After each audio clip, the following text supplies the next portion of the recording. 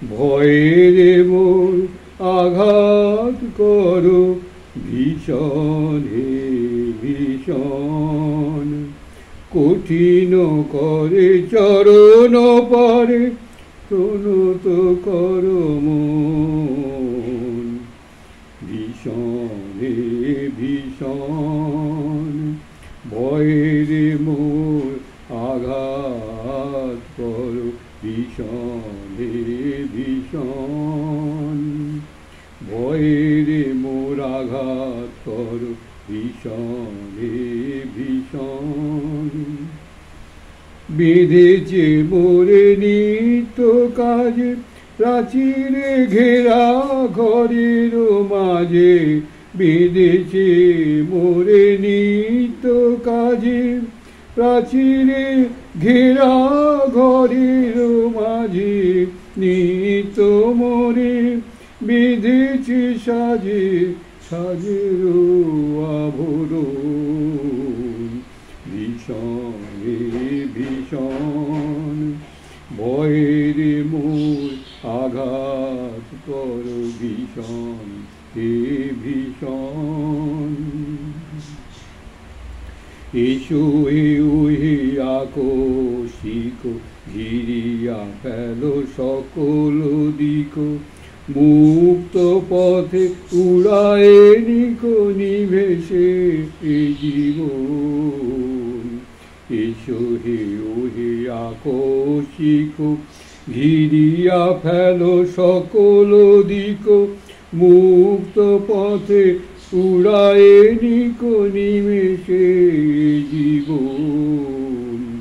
তাহারও পরে প্রকাশ উদার তব সহাস চোখ, তাহারও পরে প্রকাশ উদার তব সহসা চোখ, তব অভয় শান্তিময় স্বরূপ পুরাতন।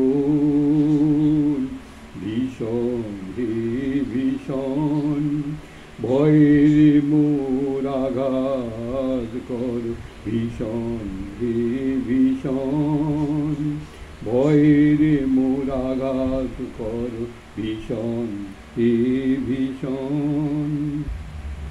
সম্প্রতি আজকে আমি এই প্রতিবেদনে মাতৃশক্তির বা নারী শক্তির আমি আলোচনা করব।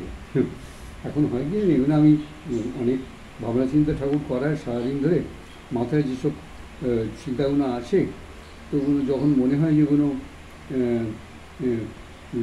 লোকে শুনলে তাদের উপকারী হবে, ভালোই হবে, তখন আমি তাকে সেটাকে প্রতিবেদনে লাগাই। তো আজকে আমি নারী শক্তি বা এই শক্তি সম্বন্ধে কিছু বলব।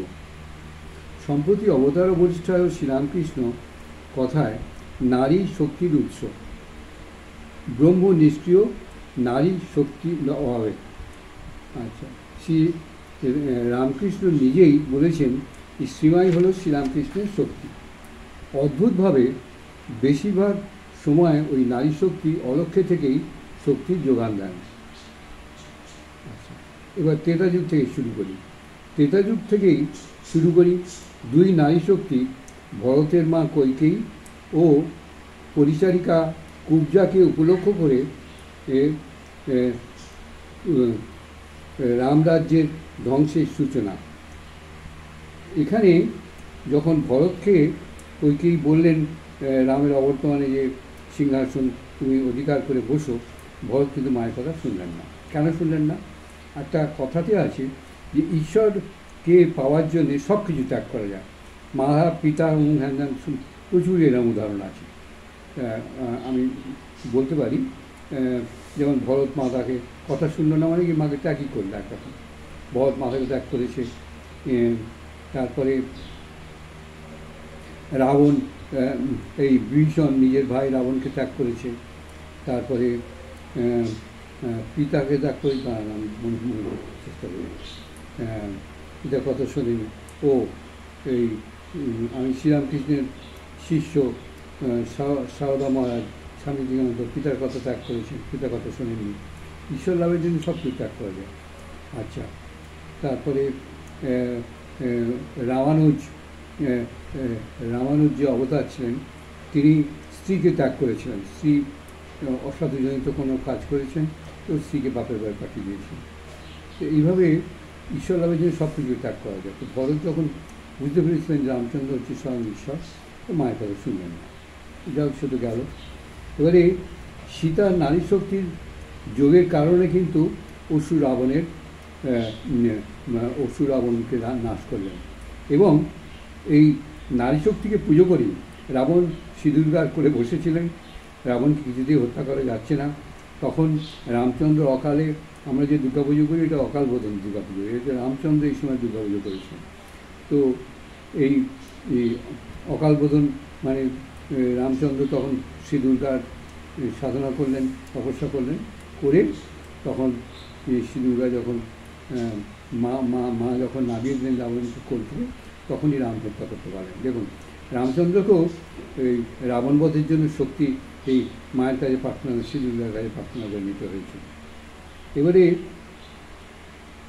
আবার দেখুন, নারী সীতা যখন পাতাল প্রবেশ করলেন, তারই কারণে নানা রকম ঘটনা ঘটল। সেই ঘটনা উপলক্ষ করে রামচন্দ্র, লক্ষ্মণ, শত্রুঘ্ন, ভরত সবাই মিলে ওই সরযুতে প্রাণ বিসর্জন দিয়ে রামরায়ত্ব শেষ হয়ে গেল।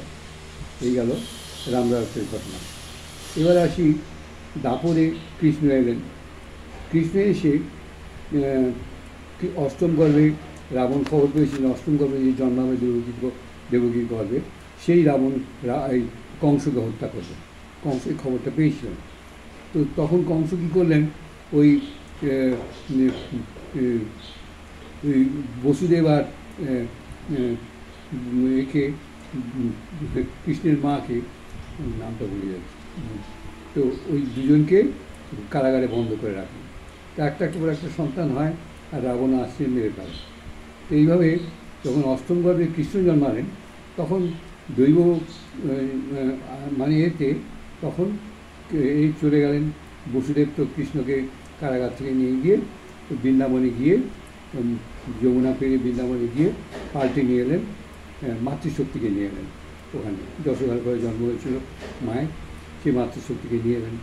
নিয়ে সকালে যখন রাবণ দেখলেন যে ছেলের বদলে মেয়ে জন্মেছে, তো ছাড়লো না, তাকেও আচার মেয়ে যখন মারতে যাচ্ছেন, না হাত ফসকে শঙ্খচিল হয়ে সে মা উড়ে যান, এবং উড়ে গিয়ে দৈবানী হয়, তোমাকে মারিবে যে গোকুলে বাড়িছে সে, মানে বৃন্দাবনে। এরপর তো কংস অনেক চেষ্টা করলেন কৃষ্ণকে মারবার জন্যে, তারকা রাক্ষসী পাঠালেন, তারপরে পুতনাকে পাঠালেন, পুতনাকে পাঠালেন, বক রাক্ষসকে পাঠালেন, এরকম করে অনেক কিছু কাণ্ড করে কিছুতেই আর কৃষ্ণকে মারা গেল না। শেষ পর্যন্ত কৃষ্ণ কিনে যে এসে কংসকে হত্যা করলেন ওখানে মথুরাতে এসে। এই গেল দেখুন ওই মাতৃশক্তির মানে ভবিষ্যৎবাণী, তোমাকে মারিবে যে গোকুলে বাড়িছে সে। এবং কৃষ্ণের যে বারবারান্ত বৃন্দাবনে,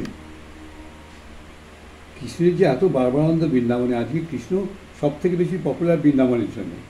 সেই কৃষ্ণ কিন্তু, যা কৃষ্ণের বারবারান্ত, সব কিন্তু নারী শক্তির প্রভাবেতে, গোপী এবং শ্রীরাধিকার জন্যেই কৃষ্ণের এত বারবারান্ত এতে। এবং শেষ পর্যন্ত কৃষ্ণ সারেন্ডার করলেন, দেখলেন যে আমাকে যেভাবে ওরা মানে ভক্তি দিয়ে ভাসিয়ে দিয়েছি, এই ভক্তি এবার কোথাও পেলাম না। তো একবার কৃষ্ণ গোপীদের বলেছিলেন যে তোমাদের চলো, আমি কী আর দিই, তোমাদের বৈকুণ্ঠে নিয়ে যাবো, চলো। বলে না, আমরা কেউ বৈকুণ্ঠে যাবো না, বৈকুণ্ঠে আবার কী করবো, সেখানে আমরা এই বৃন্দাবনে কৃষ্ণকে চাই। এ তো গেল কথা। এবার কৃষ্ণ আবার উদ্ধবকে পাঠালেন, কেন যে উনি মথুরা থেকে বৃন্দাবনে কখনো আর এলেন না জানি না। যেমন ঠাকুর বলতেন না যে আমি গয়াতে গেলে আমার শরীর ছুঁয়ে, ওই জন্য ঠাকুর কোনদিন গয়া যায়নি। আর পুরীতেও বললেন যে আমি গেলে আমার শরীর ছুঁয়ে, ওই জন্য পুরী কোনোদিন আননি। তো হয়তো কৃষ্ণর এই কাণ্ডটা কিছু একটা হতো গণ্ডগোল, সেই জন্য কৃষ্ণ কোনোদিন আর বৃন্দাবনে গেলেন। তো যাই হোক, এবার উদ্ধবকে পাঠিয়েছেন। এবার উদ্ধব তখন মহাজ্ঞানী, তো বৃহস্পতির অংশ জন্ম। উদ্ধব তখন ওর তো জন্ম হবে না, মুক্ত হয়ে যাবে। কিন্তু উদ্ধব যখন ওখানে গিয়ে গোপীদের অবস্থা দেখলেন যে কোন ছাড়া আমি কৃষ্ণকে যেটুকুন শ্রদ্ধা ভক্তি করি, তার কাছেও আমি এই গোপীদের ধারে কাছে আমি যেতে পারবো না। তখন উনি মনে প্রাণে চাইলেন গোপীদের পদরজ, কিন্তু গোপীরা তো কৃষ্ণ সখা বলে পায়ে হাত দিতে দেবে না। তখন উনি বললেন আমি সংকল্প নিয়ে দেহত্যাগ করব। মানুষ যে সংকল্প নিয়ে বা বাসনা নিয়ে দেহত্যাগ করে, মানুষকে কিন্তু সেই বাসনাটাই আবার পুনর্জন্ম ঘটায়। সেই জন্যে ভগবানকে প্রার্থনা করে, ঈশ্বর আমার সমস্ত বাসনা তুমি সরিয়ে দাও। বাসনা শূন্য হলেই তবে আপনি মুক্ত হবেন, তাহলে কিন্তু হবেন না। এই একদম মানে শাস্ত্রের কথা। আবার জন্মাতে হবে। যাই হোক, এবারে উদ্ধব তখন বাসনা করলেন কি আমি সামনে মরবার সময়, দেহত্যাগ করবার সময় আমি এই বাসনাটা করব যে যাতে আমি লতাগুল্ম হয়ে বৃন্দাবনে জন্মাতে পারি।